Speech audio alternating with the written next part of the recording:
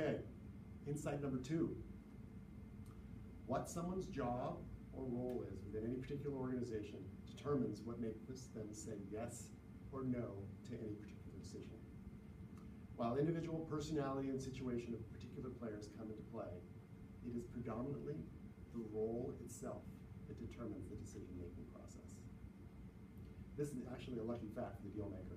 You know, if it was necessary for us to dive deeply into the personal motivations of each person we dealt with, we would all need PhDs in psychology, and we'd probably never get anything done.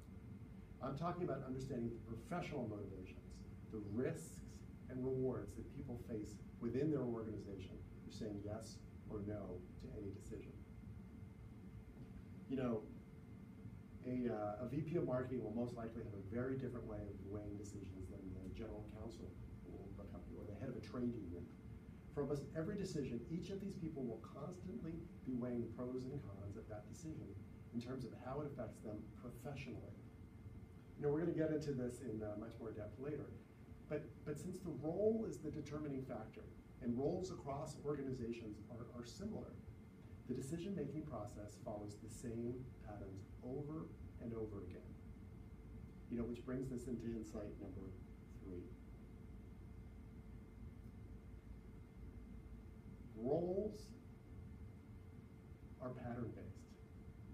If you understand the patterns, then the job of deal-making becomes much more of an analytic, process-driven activity. Over the course of this class, we're going to dive deeply into the patterns that underlie these roles and the organizational motivations that underlie all of that.